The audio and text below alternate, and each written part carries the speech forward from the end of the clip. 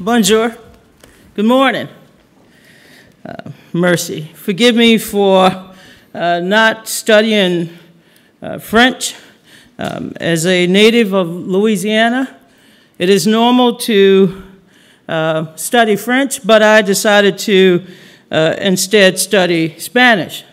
So it's a great honor to be back here in this wonderful country. Again, I'm here today at perhaps one of the most darkest moments in American history. So it's nice to be in the city of lights. I'm from the most French corner of America, and it's no coincidence that New Orleans is where Americans go when they want to feel good. I was born in a city named for the Duke of Orleans and a state named for the French king.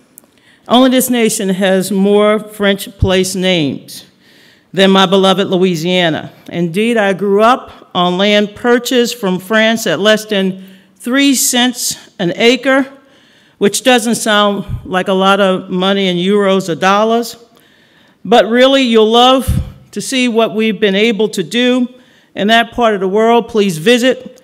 In 2 years, we will celebrate our 300th anniversary, and I know that's quite young when you're over here. So let me start by saying that 2016 was a very disruptive year in American political history. So I ask that you be patient with what's going on in America right now. We know that elections have consequences. And before we get into borders, building walls, or the status of immigrants in America, we're still grateful for the Statue of Liberty. France helped make the United States of America a reality. You're an important ally and strategic partner, as is all of Europe. So I promise you we're not going to turn our backs on our European allies during this period of disruption, no matter what it looks like right now. France helped us to gain independence, and we, the United States, helped liberate France from the Nazis. Americans and French, we have always helped each other overcome adversaries. So we're going to be in the midst of what I call a very uncertain political transition. Not just the usual transition from one political party to the other, but rather from what I call an established order to a period in which many of us will have to watch daily to see what changes on the electoral landscape. So I know that here in France and perhaps in other nations in Europe, there's new electoral processes underway, and I hope to shed some light on what we discovered throughout our long and very disruptive political year. The 2016 election campaign will be remembered for not just being disruptive, but also will be remembered for the year in which the rules changed in American politics. Now, ladies and gentlemen, I've been involved in politics since the age of 9. I've worked on 10 presidential campaigns, 56 congressional campaigns in 49 states. I've had an opportunity to work with both Democrat as well as Republican presidents, and this one, I must admit, President Donald Trump is quite different. There's no rule book that we've used in the past that will apply to Donald Trump. He's not Wilsonian in his world outlook. He's more like a Jacksonian in terms of looking inward. This year, in our presidential contest, we also experienced a hostile foreign adversary interfering throughout the political season. And the cyber warfare intrusion that occurred not just to the Democratic Party, but throughout our electoral system, was deeper than anyone realized until after the election. And how to deal with it will become a major foreign policy question to the new administration, his relationship with Russia, and also his relationship with other foreign powers. So we live in a changed world where the false is reported as true, and the nightmares of science fiction have become true. Fake news made headlines across the board, and we now know that social media can be both a source of information, but also a source of disinformation. Trump's victory is widely considered one of the biggest upsets in modern political history. He defeated well-established organized opponents in the primary, and I'm referring to Jeb Bush, the former governor of Florida and brother of the former president, son of former president, as well as more well-established figures within the Republican Party. He defied the establishment as being out of touch, weak, and they lacked energy.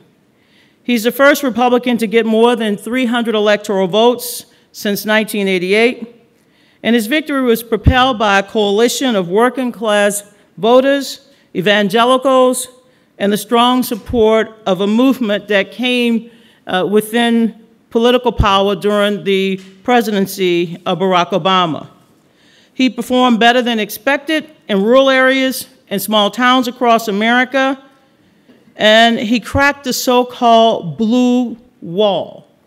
The blue wall was what allowed Barack Obama to win twice, allowed Bill Clinton to win twice, but Donald Trump was able to penetrate and reach out to voters in those so-called Rust Belt states, the old economy states, and win their support.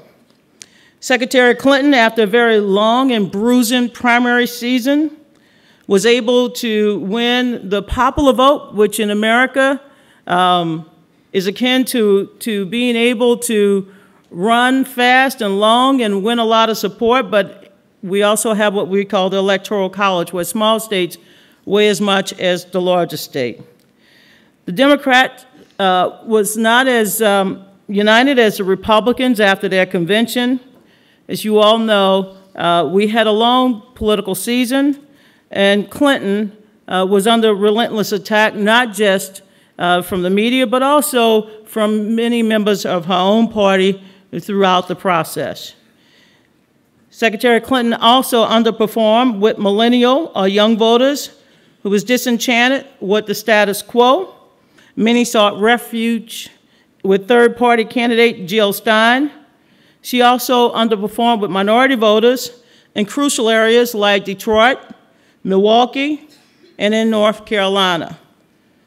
Although she fell short, she was still able to make some progress with voters, new voters, Latino voters, in key states in the Mountain West and the Pacific West. The media paid more attention to her email scandal, the controversy that lasted the entire political season. And although she won many of the debates, there's no question that the media focus on the email scandal, along with WikiLeaks, which we know was influenced by the Russian interference, sowed discord and misinformation throughout the final months of the campaign.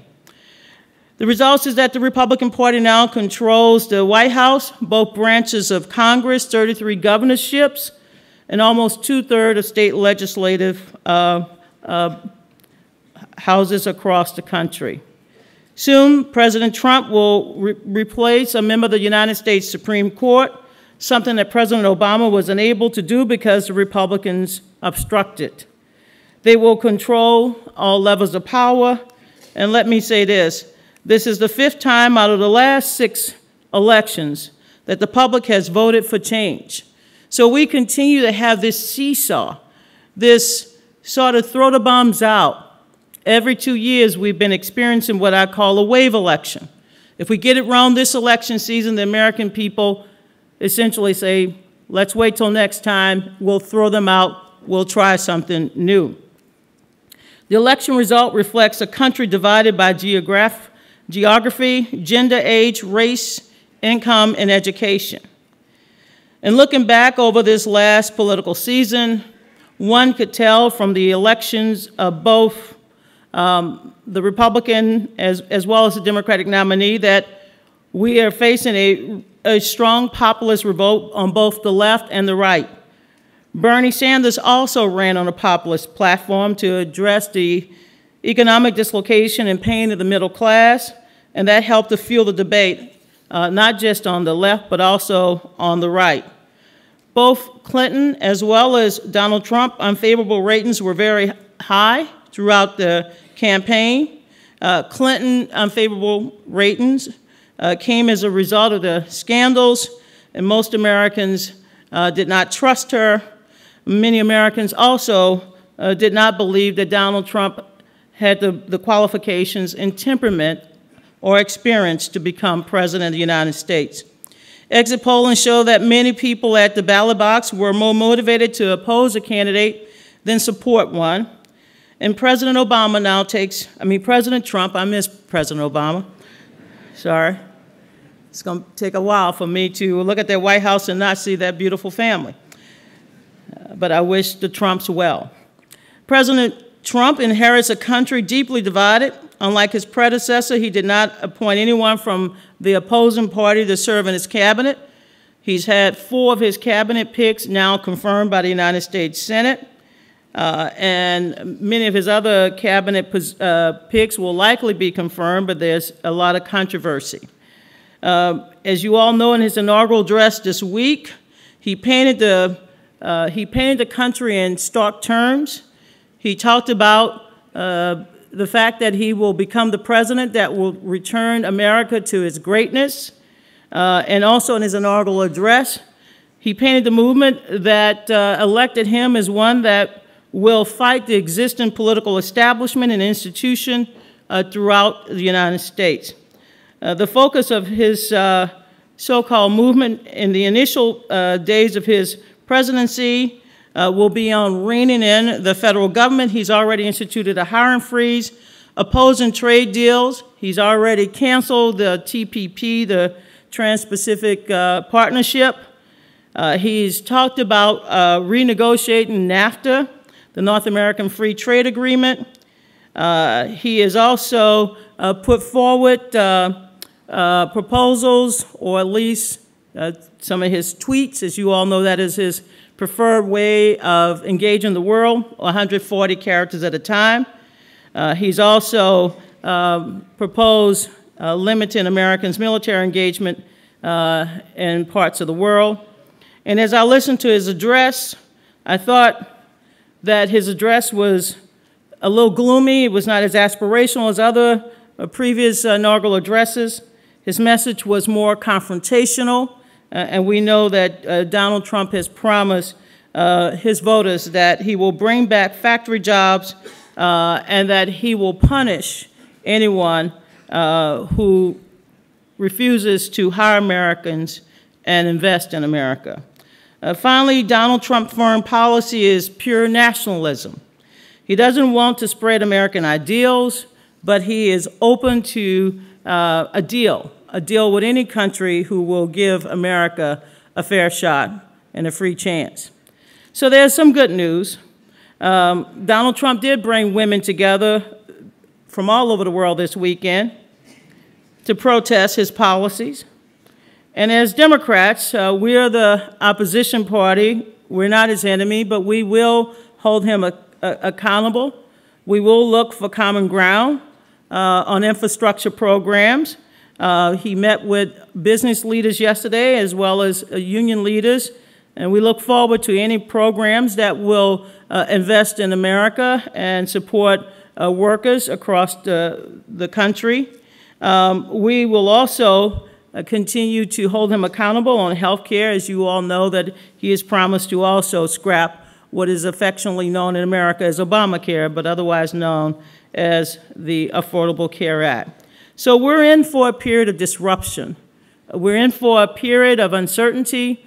We're in for a period where Donald Trump and his new administration will learn how to govern, will learn how to put in place the many campaign promises that he promised throughout his long and very, let me just say, surprising campaign. When I took on the role and responsibility of managing the Democratic Party, I saw an electoral landscape that was pretty mixed, very uncertain, and very fearful. Throughout the campaign season, I thought that we would return to the issues and that at the end of the day, the American people would see Secretary Clinton as the change that they believe that will strengthen America's place in the world, as well as continue to build upon the economic success of President Obama. At the end of the day, Donald Trump was able to pull out a very small but significant upset that I think will change the world order, will be more disruptive, and in the coming weeks we will see how President Donald Trump governs, not perhaps as the candidate Donald Trump, maybe as a statesman, someone who's able to give a clear vision of the world, someone who will stand by his allies, and someone who might ultimately try to govern as if the world depended on American leadership as it has in the past. So with that, I look forward to your questions and your comments, and again, thank you for allowing me to be here these last few days, and as I prepare to embark back on my journey home, I look forward to continuing the dialogue and conversation. Thank you.